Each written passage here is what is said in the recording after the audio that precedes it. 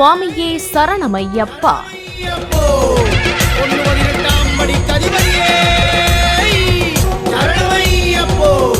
இருமுடி மகிமை.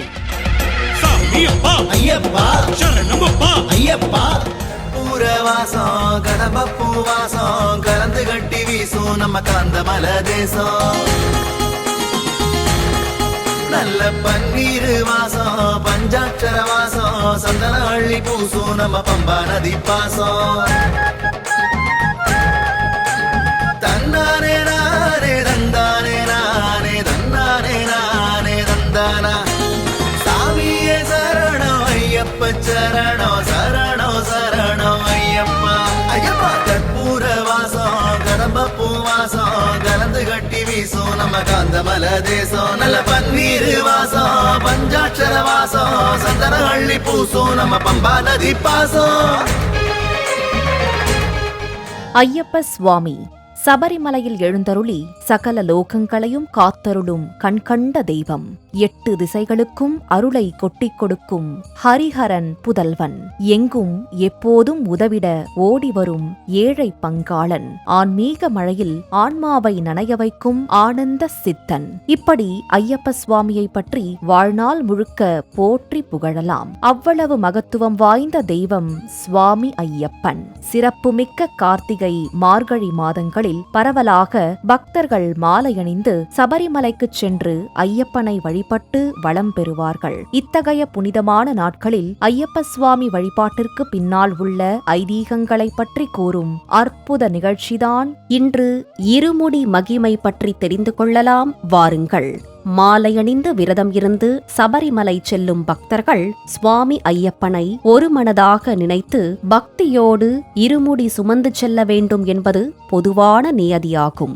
இருமுடியை முதலில் தலையில் ஏற்றியது சுவாமி ஐயப்பன்தான் என புராணம் கூறுகிறது. இதிகாசத்தில் கூறியுள்ளபடி பந்தளராஜன் மனைவிக்கு தலைவலி ஏற்படுகிறது. உடனே புலிப்பாலால் தலைவலி தீரும் என பொய் காரணம் காட்டி ஐயப்பனை காட்டுக்கு அனுப்புகிறார்கள். வளர்ப்பு தந்தையான பந்தள மன்னன் மிக வருத்தத்துடன் மகனை வழியனுப்பும் போது காட்டில் உண்பதற்காக பல நாட்கள் கெட்டுப்போகாமல் இருப்பதற்காக நெய்யில் தயாரித்த சில உணவு வகைகளை ஒரு முடியாக கட்டினாராம். அதே சமயம் சிவபக்தனான பந்தள மன்னன் முக்கண்ணனான சிவனின் அம்சம் போல் ஒரு தேங்காயை மற்றொரு முடியில் வைத்து கொடுத்து அனுப்பினாராம். இப்படி முதன்முறையாக இரு முடிகளையும் இணைத்து திருமுடி மேல் ஏந்தியவர் மணிகண்டன்தான் என புராணங்கள் கூறுகின்றன.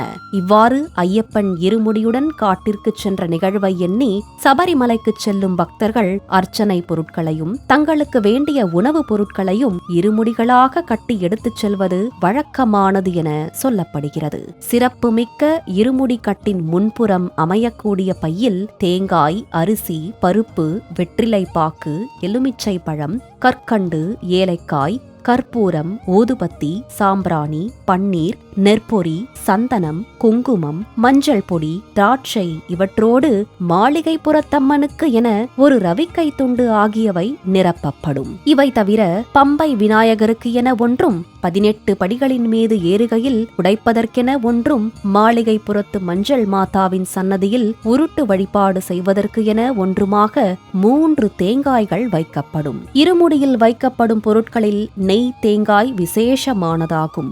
அரியும் ஹரனும் ஒருவருள் ஒருவர் ஐக்கியம் என்பதை காட்டுவதே நெய் தேங்காயின் தத்துவமாகும். தென்னை மரம் பரமேஸ்வரனின் அம்சமாக போற்றப்படுகிறது. பசுவோ மகாலட்சுமி தாயார் வாசம் செய்யும் புனிதம் உடையது. மகாலட்சுமி தாயார் வசிப்பது திருமாலின் திருமார்பு என்பதால் பசு மகாவிஷ்ணுவின் அம்சமாகிறது. சிவனின் அம்சமான தேங்காயினுள் மகாவிஷ்ணுவின் அம்சமான பசுவினுடைய பாலின் சாரமான நெய் நிரப்பப்படுகிறது. எனவேதான் நெய் தேங்காய் சிவவிஷ்ணுவின் ஐக்கியத்தை குறிப்பதாக கூறப்படுகிறது. இருமுடி கட்டின் பின்புறம் அமையக்கூடிய கட்டினுள் பக்தர்களின் வழிப்பயணத்திற்கு தேவையான உணவுப் பொருட்கள் வைக்கப்படும். இருமுடி கட்டானது குருசாமியார் ஆகையால் ஐயப்ப பக்தர்களின் தலைமீது ஏற்றப்பட்டவுடன் சபரிமலை யாத்திரை தொடங்கிவிடுகிறது. இருமுடி கட்டினுள் உள்ள பொருட்கள் வழிநெடுக பயன்படுத்தப்பட்டு ஐயப்பனின் சன்னதியை நெருங்கும் போது சுமை குறைந்து லேசாகி இருக்கும். தலைகணம் எனும் ஆணவம் குறைய குறைய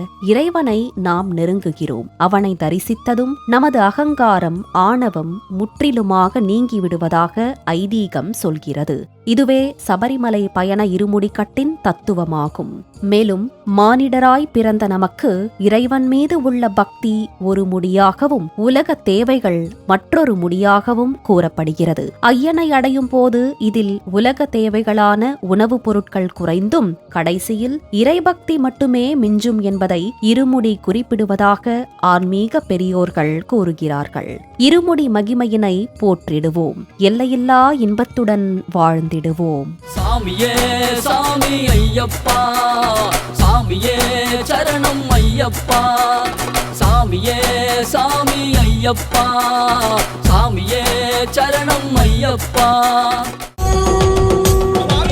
ஓம் சுவாமியே சரணமையப்பா. ஒன்று 18 படி கதிபதியே.